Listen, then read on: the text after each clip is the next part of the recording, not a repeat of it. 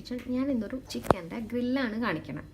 ഈ ഗ്രില്ലെന്ന് പറയുന്നത് full chicken ഗ്രില്ലല്ല, നമ്മൾ ഒരു പ്രാവശ്യം അങ്ങനെ ഇട്ടിട്ടുണ്ടായിരുന്നല്ലോ. അപ്പോൾ ഞാൻ അതിന് പകരം ഇപ്രാവശ്യം ചെറിയ പീസസ്, മീഡിയം പീസസ് ആയിട്ടുള്ള 1 കിലോ ചിക്കൻ കട്ട് ചെയ്തിട്ടുള്ള ഒരു ഗ്രില്ലാണ് കാണിക്കണം. അപ്പോൾ നമുക്ക്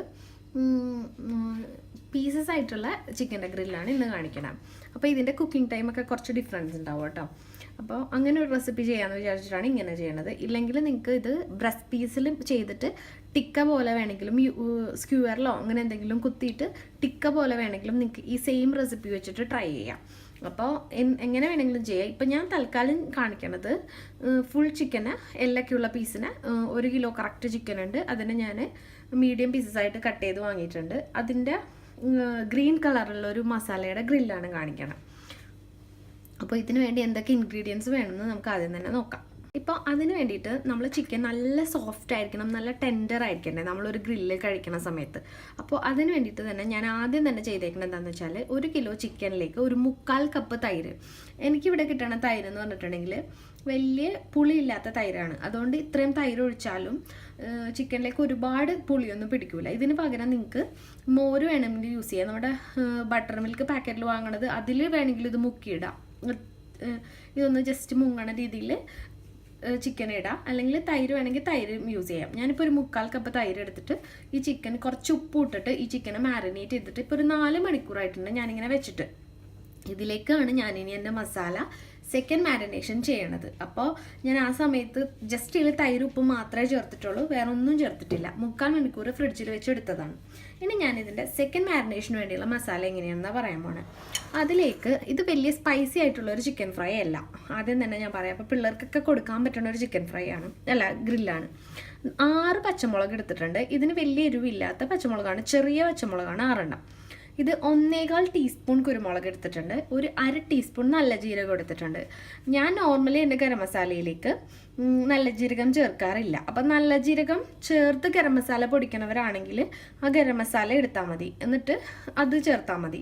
അപ്പോൾ ഞാൻ ചേർക്കാറില്ല. അപ്പോൾ ഒരു ഗ്രില്ലിന് ഒരു ചെറിയൊരു നോർത്ത് ഇന്ത്യൻ ഫ്ലേവറൊക്കെ കിട്ടാൻ വേണ്ടിയിട്ടാണ് നമ്മൾ നല്ല ജീരകം ഞാനിപ്പോൾ യൂസ് ചെയ്യണത്. അപ്പോൾ അതിലേക്ക് ഞാനൊരു 1/2 ടീസ്പൂൺ നല്ല ജീരകം എടുത്തിട്ടുണ്ട്. പിന്നെ ഒരു ലൈമിൻ്റെ ജ്യൂസ്, പിന്നെ ഒരു ഉണ്ട വെളുത്തുള്ളി. ഇത് 9 അല്ലിയുണ്ട്, വലിയ അല്ലിയാണ്. പിന്നെ ഒരു 1.5 ഇഞ്ച് പീസുള്ള ഒരു ഇഞ്ചി എടുത്തിട്ടുണ്ട്. ഇതിൻ്റെ പേസ്റ്റ് ഉണ്ടാക്കണം. ഒരു ലൈമിൻ്റെ നീര് വേണം. ഇത് എൻ്റെ തൈരിന് ഒട്ടും പുളിയില്ല, അതുകൊണ്ട് ഒരു ലൈമിൻ്റെ നീര് ചേർത്താൽ പ്രശ്നമില്ല. നിങ്ങൾ നല്ല പുളിയുള്ള തൈരാണ് നിങ്ങളുടെ ചിക്കൻ ഡിപ്പ് ചെയ്ത് വെച്ചിട്ടുള്ളതെന്നുണ്ടെങ്കിൽ നിങ്ങളൊരു 1/2 ലൈം ജ്യൂസ് എടുത്താൽ മതി. പിന്നെ നമുക്ക് വേണ്ടത് മല്ലിയിലയും പുതിനയും. ഏകദേശം ഒരു കപ്പോളം ഞാൻ എടുത്തിട്ടുണ്ട്. പുതിനയില ഞാൻ ഇല മാത്രമായിട്ടാണ് എടുത്തേക്കുന്നത്, തണ്ട് എടുത്തിട്ടില്ല. മല്ലിയില കട്ടിയുള്ള തണ്ട് കളഞ്ഞിട്ട് ബാക്കിയുള്ള പോർഷൻ എടുത്തിട്ടുണ്ട്. അപ്പം നമുക്ക് ഇനി ഇത്രയും ഇൻഗ്രീഡിയൻസ് വെച്ചിട്ട് എങ്ങനെ നമ്മുടെ സെക്കൻഡ് മാരിനേഷൻ ഉണ്ടാക്കുമെന്ന് നോക്കാം. ഇതിലേക്ക് ഞാൻ ആദ്യം തന്നെ 1/4 ടീസ്പൂൺ മുഴുവൻ കുരുമുളകും 1/2 ടീസ്പൂൺ നല്ല ജീരകവും കൂടി ഇട്ടൊന്ന് പൊടിക്കുകയാണ് കേട്ടോ. എന്നിട്ട് നമുക്ക് ബാക്കിയുള്ള ഇൻഗ്രീഡിയൻസ് ഒക്കെ കൂടി ചേർത്ത് അരച്ചെടുക്കാം. നല്ല ജീരകവും കുരുമുളകും ആദ്യം ഇട്ട് പൊടിച്ച് അതിലേക്ക് നമ്മുടെ എടുത്തു വെച്ച ഇഞ്ചിയും വെളുത്തുള്ളിയും പച്ചമുളകും ഇട്ടിട്ട് ജസ്റ്റ് ഒന്ന് ക്രഷ് ചെയ്തിട്ടുണ്ട്.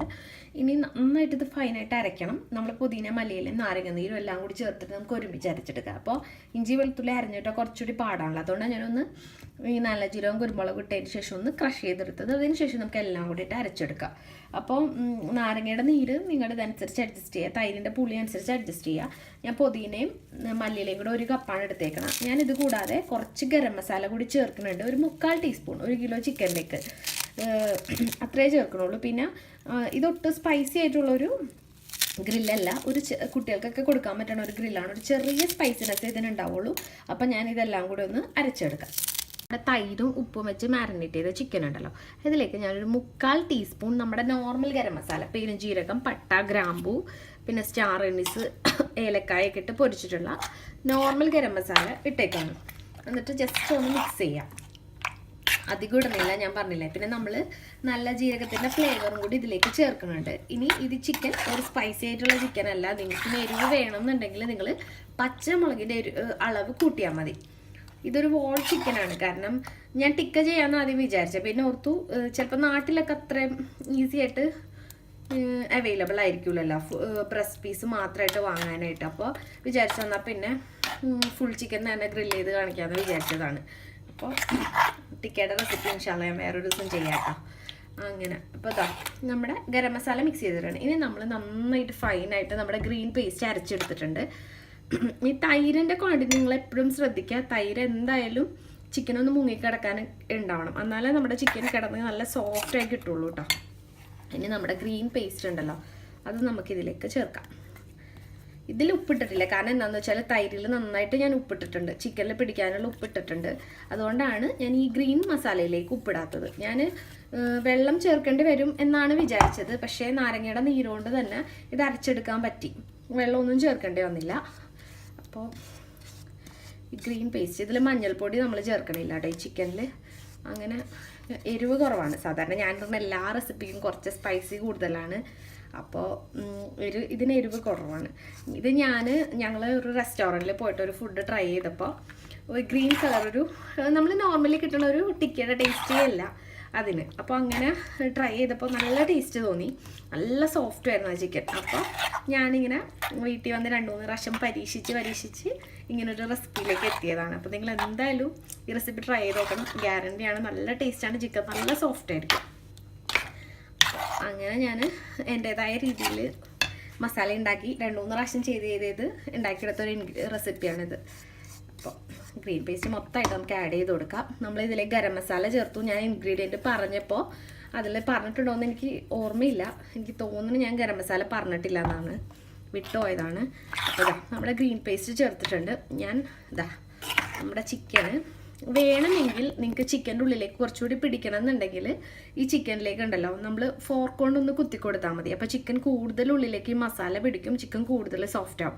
അങ്ങനെ വേണമെങ്കിലും ചെയ്യാം.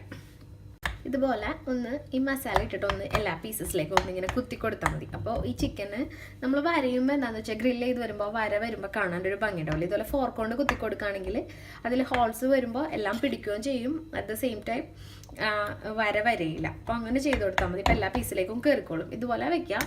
ഞാനിത് ഓവർനൈറ്റ് മാരിനേഷനാണ് ചെയ്യണത്. ഇപ്പോൾ ഇന്ന് മാരിനേറ്റ് ചെയ്ത് വെച്ചിട്ട് നാളെയാണ് ഗ്രില്ല് ചെയ്യണത്. ഞാൻ എല്ലാ ഗ്രില്ലും കബാബൊക്കെ അങ്ങനെ തന്നെ ചെയ്യൽ. അപ്പോൾ ചിക്കൻ കൂടുതൽ സോഫ്റ്റ് ആവും, നല്ല ടേസ്റ്റ് ഉണ്ടാവും. നിങ്ങൾക്ക് സമയം ഇല്ലാന്നുണ്ടെങ്കിൽ കാലത്തെങ്കിലും മാരിനേറ്റ് ചെയ്ത് വെച്ച് ഉച്ചയ്ക്ക് ഗ്രില്ല് ചെയ്യാം. മിനിമം ഒരു 4 hours എങ്കിലും കീപ്പ് ചെയ്യാൻ ശ്രമിക്കാം. അപ്പോൾ ഞാനിത് ഇതൊരു ക്ലിങ് ഫിലിം കൊണ്ട് കവർ ചെയ്ത് ഫ്രിഡ്ജിലേക്ക് മാറ്റുകയാണ്. നമുക്ക് നാളെ ഗ്രില്ല് ചെയ്യാം. ഇപ്പോൾ ഞാൻ നമ്മുടെ ചിക്കൻ ജസ്റ്റ് ഒന്ന് മിക്സ് ചെയ്തിട്ടുണ്ട് കേട്ടോ. നമ്മൾ ഇന്നലെ മാരിനേറ്റ് ചെയ്ത ചിക്കനാണ് ഞാൻ ഇന്ന് രാവിലെ ഇപ്പോൾ എടുത്ത് പുറത്ത് വെച്ചു. എന്നിട്ട് ഇപ്പോൾ ജസ്റ്റ് ഒന്ന് മിക്സ് ചെയ്തെടുത്തിട്ടുണ്ട്. നമുക്ക് അങ്ങനെ ജസ്റ്റ് ഒന്ന് മിക്സ് ചെയ്തെടുത്തിട്ടുണ്ട്. ഇനി നമുക്കിത് ഗ്രില്ല് ചെയ്യാൻ വേണ്ടിയിട്ട് ഓവനിലേക്ക് വെക്കാം, ഓരോ പീസസ് ആയിട്ട്. അപ്പോൾ നമുക്ക് ഈ തൈരിൻ്റെ മസാലയോടുകൂടി തന്നെ നമുക്ക് വെക്കാം. അപ്പോൾ അതും കൂടി അതിലിരുന്ന് പിടിച്ച് അതും കൂടി ഗ്രില്ലായി വരുമ്പോൾ ആ മസാല തിന്നാനൊരു പ്രത്യേക ടേസ്റ്റ് ഉണ്ടാവും. ഇങ്ങനെ ഓരോ പീസസ് ആയിട്ട് വെച്ച് കൊടുക്കാം. ഇങ്ങനെ ഓരോ പീസസ് ആയിട്ട് നമുക്ക് വെച്ച് കൊടുക്കാം. ഇത് ഗ്രില്ല് ചെയ്യാനായിട്ടുള്ള ടൈം ഡിഫറൻസ് ഉണ്ട്. അതുകൊണ്ടാണ് ഞാനിങ്ങനെ കട്ട് ചെയ്തൊരു ഗ്രില്ല് കാണിക്കാമെന്ന് വിചാരിക്കാൻ കാരണം കുറേ പേര് ഓവൻ ചെറുതാവുമ്പോൾ അവർക്ക് ഫുൾ ചിക്കൻ ഗ്രില്ല് ചെയ്യാനൊരു ബുദ്ധിമുട്ടായിരുന്നു. അപ്പോൾ ഇങ്ങനെ വെക്കുമ്പോൾ എന്ന് പറഞ്ഞാൽ ഇപ്പം ഞാൻ സാധാരണ ഇടുന്ന ഓപ്ഷൻ എങ്ങനെയാണെന്ന് വെച്ചിട്ടുണ്ടെങ്കിൽ ഒരു സൈഡ് മോളിൽ നിന്ന് ചൂടിടുന്ന ഓപ്ഷനാണ്. അപ്പോൾ എനിക്ക് ഒരു സൈഡ് ഒരു 10 മിനിറ്റ് ഗ്രില്ല് ചെയ്ത് കഴിയുമ്പോൾ അടുത്ത സൈഡ് 10 മിനിറ്റ്, അങ്ങനെയാണ് ഞാൻ എപ്പോഴും ഗ്രില്ല് ചെയ്യണത്. നിങ്ങൾ 2 സൈഡും കൂടി ഒരുമിച്ചുള്ള ഇത് കൊടുക്കുകയാണെന്നുണ്ടെങ്കിൽ മിക്കവാറും ഒരു 15 മിനിറ്റ് മാക്സിമം മതിയാവും. അപ്പോൾ നമുക്ക് ഇങ്ങനെ ഓരോ പീസും എടുത്ത് വെക്കുക. ലാസ്റ്റ് ഒന്ന് ഓയിലും ബ്രഷ് ചെയ്ത് കൊടുക്കണം. ഞാൻ ആദ്യത്തെ ഒരു ഗ്രില്ലിട്ടപ്പോഴും നിങ്ങളോട് പറഞ്ഞിട്ടുണ്ടായി ഒരു ഗ്ലേസ് കിട്ടാൻ വേണ്ടിയിട്ട് ഒന്ന് ഓയിൽ ബ്രഷ് ചെയ്ത് കൊടുക്കണം നല്ലതാണെന്ന് പറഞ്ഞിട്ടുണ്ട്. അപ്പോൾ ഞാൻ എല്ലാ ചിക്കനും ഒന്ന് ഇതിൻ്റെ മുകളിലെ റാക്കിൽ ആദ്യം വെക്കട്ടെ. അപ്പോൾ ഞാൻ നമ്മുടെ എല്ലാ പീസസും ഞാൻ വെച്ചിട്ടുണ്ട്. ഇതിൽ ജസ്റ്റ് ഒന്ന് ഓയിൽ ഇതിൻ്റെ മുകളിലേക്ക് ഒഴിച്ചു കൊടുക്കുന്നുണ്ട്. നിങ്ങൾ ഗ്രില്ല് ചെയ്യുന്നതിന് മുമ്പ് എന്തായാലും ഇതിൻ്റെ ഉപ്പൊക്കെ ഒന്ന് ടേസ്റ്റ് ചെയ്ത് നോക്കണം കേട്ടോ. എന്നിട്ട് വേണം നമുക്ക് ഗ്രില്ല് ചെയ്യാൻ. ഇനി ഇതിന് അത്ര സ്പൈസി ഇല്ലാത്തതുകൊണ്ട് നമ്മൾ ചട്നി ഉണ്ടാക്കുമ്പോൾ കുറച്ച് സ്പൈസി ആയിട്ട് ഉണ്ടാക്കുകയാണെങ്കിൽ നല്ലതാണ്. അപ്പോൾ പിള്ളേർക്ക് വേണമെങ്കിൽ ചട്നി കൂട്ടോ വേണ്ട, വലിയ ആൾക്കാർക്ക് ചട്നി കൂട്ടിയാലേ അതിൻ്റെ സ്പൈസ് ലെവൽ അഡ്ജസ്റ്റ് ചെയ്യാൻ പറ്റും. അപ്പോൾ ഒന്നല്ലെങ്കിൽ ഇങ്ങനെ ഒരു സ്പൂൺ വെച്ച് കൊടുക്കുക, അല്ലെങ്കിൽ ഓയിൽ വെച്ച് ബ്രഷ് ചെയ്ത് കൊടുക്കുക. ഓയിൽ വെച്ച് ബ്രഷ് ചെയ്യുമ്പോൾ എന്താ പ്രശ്നം എന്ന് വെച്ചാൽ ഇതും അത്യാവശ്യം നല്ല മസാല ഉള്ളതുകൊണ്ട് അതൊക്കെ ബ്രഷിലേക്കൊക്കെ പിടിച്ച് ഒരു വൃത്തിയിടാം. അപ്പോൾ ഞാനിങ്ങനെ ഇത് ഓയിൽ യൂസ് ചെയ്യണമെന്നൊന്നും നിർബന്ധമില്ല. ഇപ്പോൾ ഞാൻ സൺഫ്ലവർ ഓയിൽ കൊണ്ടാണ് ഇത് ബ്രഷ് ചെയ്ത് കൊടുക്കുന്നത്. ഒലിവ് ഓയിൽ കൊണ്ട് വേണമെങ്കിലും ബ്രഷ് ചെയ്ത് കൊടുക്കുക. പിന്നെ ഇത് ഓയിൽ വെച്ച് ബ്രഷ് ചെയ്യണമെന്ന് നിർബന്ധമില്ല, കാരണം ഈ ചിക്കനിലെ കുറച്ച് ഫാറ്റൊക്കെ ഉരുകി വരും. പക്ഷെ ഇങ്ങനെ ചെയ്യുമ്പോൾ എന്തായാലും ഗ്രില്ല് ചെയ്ത് വരുമ്പോൾ ഒരു ഗ്ലേസ് കിട്ടും ചിക്കന്. അതുകൊണ്ടാണ് ഞാനിങ്ങനെ ചെയ്യണം. അപ്പോൾ നിങ്ങൾ കുറച്ചുകൂടി ഹെൽത്ത് കോൺഷ്യസ് ആണെന്നുണ്ടെങ്കിൽ അങ്ങനെയും ചെയ്യേണ്ട. നമ്മൾ ഉണ്ടാക്കിയ മസാല തൈരിൽ മുക്കി വെച്ചുകൊണ്ട് കുറച്ചുകൂടി ബാക്കിയുണ്ടാവും. നമ്മൾ ഒരു സൈഡ് ഒരു 10 മിനിറ്റ് കുക്ക് ചെയ്യാം. അത് കഴിഞ്ഞിട്ട് നമ്മൾ അടുത്ത സൈഡ് കുക്ക് ചെയ്ത് കൊടുക്കാം. അപ്പോൾ എന്താണെന്ന് വെച്ചിട്ടുണ്ടെങ്കിൽ തിരിച്ചും മറിച്ചിട്ട് കൊടുക്കാം. അപ്പോൾ അങ്ങനെ ചെയ്താൽ മതി. അപ്പം നമുക്ക് തിരിച്ചിടുന്ന സമയത്ത് മസാല പോരാന്ന് തോന്നിയാൽ അപ്പുറത്തെ സൈഡ് കുറച്ച് മസാല ഒരു സ്പൂൺ കൊണ്ട് ഒന്ന് വെച്ച് കൊടുക്കുക. ഇതുപോലെ ഓയിൽ ഒന്നുകൂടി ബ്രഷ് ചെയ്ത് കൊടുക്കുക. അങ്ങനെ ചെയ്താൽ മതി. അപ്പോൾ ആ മസാലയോട് കൂടി നമുക്ക് ചിക്കൻ ഗ്രില്ല് ചെയ്ത് കിട്ടും. അപ്പോൾ ആ മസാല ഇങ്ങനെ ഗ്രില്ല് ചെയ്ത് വന്നതിനൊരു പ്രത്യേക ടേസ്റ്റ് ഉണ്ടാവും കഴിക്കാനായിട്ട്. ഇനി നമുക്കിത് 180 ഡിഗ്രിയിലാണ് ഞാൻ 10 to 12 മിനിറ്റ്സ് ആണ് ഗ്രില്ല് ചെയ്യുന്നത്. ഏകദേശം നമുക്ക് കുക്ക് ചെയ്ത് വരെ ടൈം അറിയാൻ പറ്റും. എന്നിട്ട് നമുക്ക് മറിച്ചിട്ട് ഞാനിപ്പോൾ പറഞ്ഞ പോലെ തന്നെ ചെയ്യാം. അപ്പോൾ നമ്മുടെ ഗ്രില്ല് റെഡിയാവും. അപ്പോൾ ഞാനിപ്പോൾ മറിച്ചിടാൻ കാരണം എന്താ വെച്ചാൽ ഞാൻ മുകളിൽ നിന്ന് മാത്രം ചൂട് കിട്ടുന്ന ഓപ്ഷനാണ് എടുക്കണം. അതുകൊണ്ടാണ് ഞാൻ മറിച്ചിടുന്നത്. അല്ലാന്നുണ്ടെങ്കിൽ രണ്ട് സൈഡിൽ നിന്ന് വേണമെന്നുണ്ടെങ്കിൽ ഞാൻ പറഞ്ഞ പോലെ 15 to 17 മിനിറ്റ്സ് ആ ടൈം കൊണ്ട് നിങ്ങൾക്ക് മൊത്തം കുക്കായി കിട്ടും. നിങ്ങൾ എന്തായാലും താഴെ ഒരു ഫോയിൽ വെക്കുക. നിങ്ങൾക്ക് ഇപ്പം തന്നെ കണ്ടാൽ അറിയാം താഴേക്ക് ഇതിൻ്റെ വെള്ളം ഇങ്ങനെ വീഴുന്നുണ്ട്. ഗ്രില്ല് ചെയ്യുമ്പോൾ ഇതിൽ കൂടുതൽ വെള്ളം വീണുകൊണ്ടിരിക്കും. ഈ ട്രൈ ക്ലീൻ ചെയ്യാൻ ഭയങ്കര പാടായിരിക്കും. നമ്മൾ അതോടെ ഗ്രില്ലിങ് നിർത്തും. അപ്പം ഇത് മറക്കരുത്. നിങ്ങൾ എന്തായാലും ഇത് ഇങ്ങനെ വെക്കണം. ഇനി നമുക്കിത് ഗ്രില്ല് ചെയ്യാനിടാം.